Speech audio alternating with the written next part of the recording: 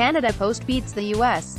Postal ServiceIf Canada Post was a publicly traded company, rather than a crown corporation. Its latest earnings report would be described by Bay Street analysts as blowing the doors off the Canada Post Group of CUS, as it's formally known. The last week reported that its 2017 profits jumped 78% to $114 million.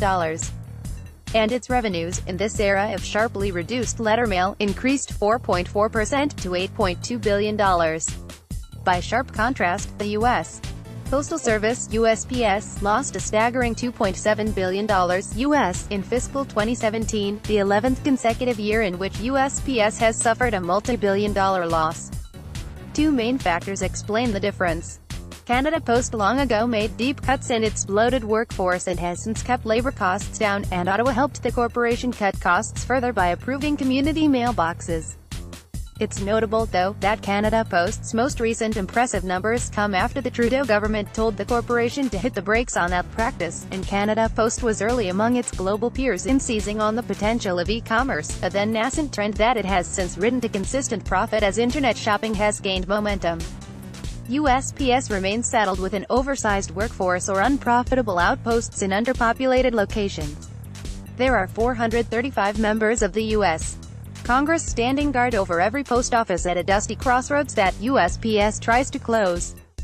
It may be that the inquiry into USPS's finances recently called by U.S. President Donald Trump is politically motivated, specifically at Amazon.com Inc. CEO Jeff Bezos.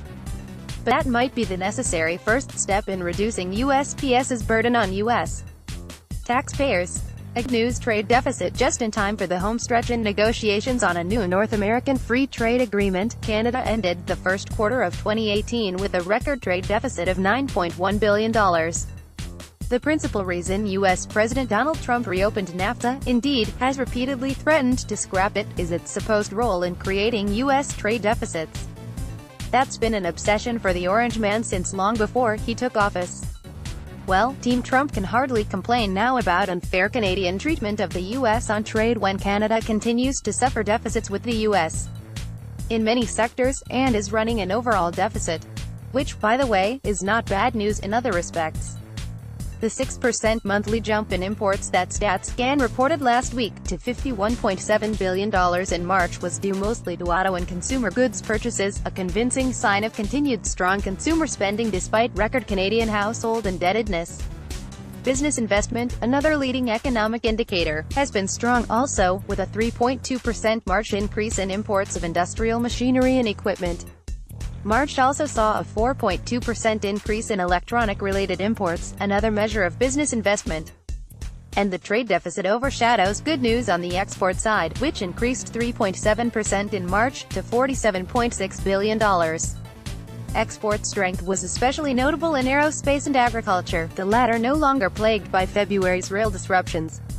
Finally, it's worth noting that Canada's robust importing has been financed with a discounted loonie.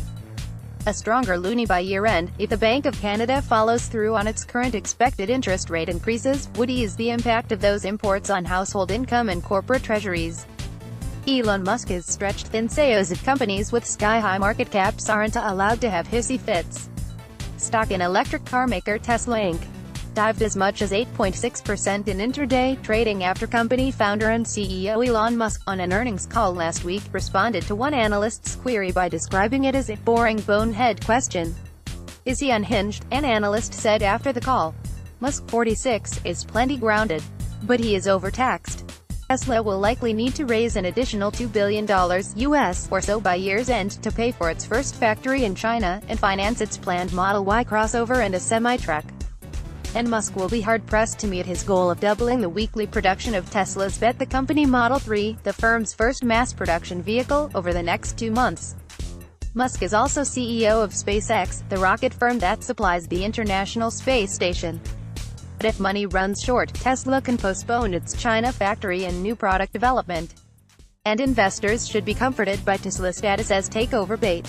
Some half a dozen global automakers would love to use Tesla, with its unsurpassed prowess in engineering and production of electric vehicles, EVs, to get a jump on rivals in EVs, expected to account for about a third of vehicles on the road by 2030.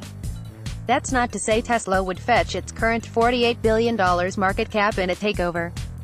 But Tesla investors should find reassurance, despite the stock's notorious volatility, in knowing that the industry-leading Tesla is of immense value. They'd be further comforted if Musk would recruit a strong-willed second-in-command with the smarts to succeed him when the time comes, and to handle earnings calls whenever Musk can't disguise fatigue and frustration.